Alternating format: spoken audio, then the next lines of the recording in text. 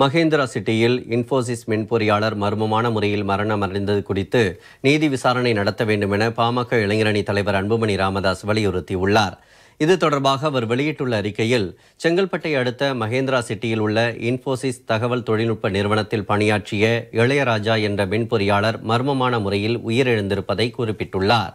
அவருடைய மறைவுக்கு ஆழ்ந்த இரங்கலை தெரிவித்துக் கொண்டுள்ள அன்புமணி ராமதாஸ், அந்த நிறுவனத்தின் தங்கும் விடுதியில் மூக்கு, வாய், காது அருகே ரத்தம் உறைந்திருந்த நிலையில் ஆடைகள் களையப்பட்டு உயிரிழந்து கிடந்ததாக கூறப்படுவதையும் சுட்டிக்காட்டியுள்ளார்.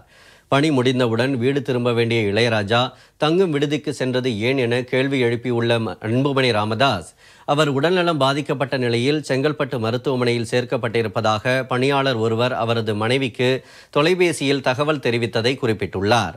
ஆனால் மருத்துவமனைக்கு சென்று பார்த்தபோது இளையராஜாவின் உடல் பிணவரையில் கிடத்தப்பட்டிருந்ததாக கூறப்படுவதையும் எடுத்துரைத்துள்ளார்.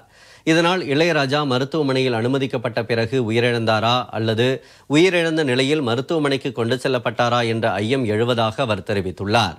டெல்லி எய்ம்ஸ் மருத்துவமனையில் முதுநிலை மருத்துவ படிப்பில் சேர்ந்திருந்த திருப்பூர் மாணவர் சரவணன் மர்மமான முறையில் உயிரிழந்ததை எடுத்துக்காட்டியுள்ள அன்புமணி ராமதாஸ், வட இந்தியர்களுடன் சேர்ந்து பணியாற்றும் இடங்களிலும் படிக்கும் இடங்களிலும் தமிழர்கள் கொல்லப்படுவது அதிகரித்து வருவதாக கூறியுள்ளார்.